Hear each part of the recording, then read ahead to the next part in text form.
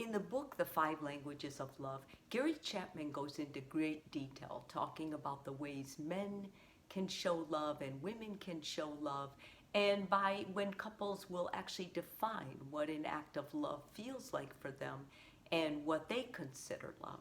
And we found a lot of differences. We found differences between women and between men.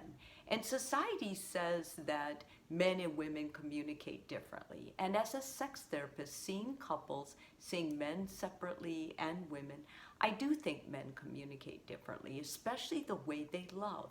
And I think some of it is that it's socialized. It's what they grew up watching their dads do, their grandfathers, and their friends. And the other part of it is that it seems to help them. They don't talk as much usually. And once again, is that socialized or is it just the way they are? It depends how you look at it.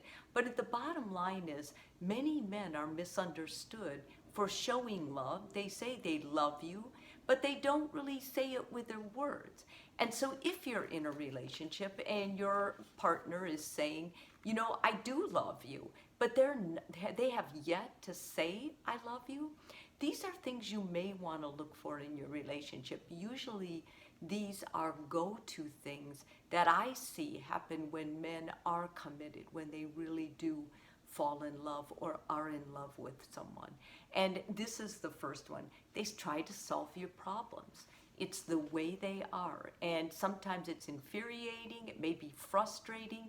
You just want them to listen, and it's okay to tell them that.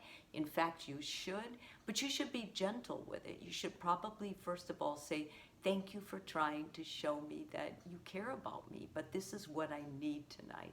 They do this because they're wired automatically to be problem solvers. This is how they're focused. This is how they're socialized and trained. And it's hard to redo that, to unwire that or whatever, if you will. Secondly, they protect you. Now, a lot of women will tell me, they don't protect me. Like, I can walk out in the middle of the street and they're following me. Or if I hear bad noise at night, I get up and they're usually behind me. Well, there's different ways of protecting you. They may go over different files for you. They may want to make sure you're not getting scammed. They may want to make sure you're not getting taken advantage of in friendships. There's many forms of protection besides just the chivalry, the one where the guy takes his jacket off and puts it on a pedal. I don't know many guys like that, but I do know men who are more demonstrative with chivalry, and then I know the men who are very protective in other ways, especially protecting maybe on a professional level their partner. But that is a classic sign because men are raised, they're the bigger sex usually, and they're raised to protect their partner. They began socially announcing you. That is a big one. If they start introducing you to people, they make a post on social media. When you go somewhere, they're like, this is my girlfriend, and they use those words, or this is my wife. Those are all signs that this guy is thinking about you, that he honors you, and that he loves you, very committed to you, cares a lot about you. And taking on responsibility. Many times when guys start doing things that show that they're taking on responsibility that they may not have done before, that's an act of love. I think that's a big reason many women, when they have a baby and they see their husband with the baby and getting up for those night feedings, I think that's part of the reason it means so much, because that for a woman is a great act, not only of responsibility, but making sacrifices with something they value like their sleep. And those kinds of things speak loudly, and you will see this in men who love you. And sex. Sex is a big deal for men, and it's part of men. Their peers talk about it. Men have a lot of their pride, a lot of their sense of being a man woven into that. And every man thinks he's the best lover, but in honesty, the majority of men are pretty much the same. And so when you find something with your man that you don't like sexually, it's good to mention it, but you must be gentle. knowing how fragile, how important this area is to them.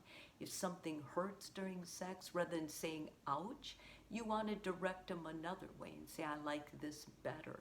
If you want something different in sex, instead of telling them angrily or harshly what you didn't like, it's better to tell them softly, I don't really like that. Um, it doesn't feel good to me, and then show them an alternative.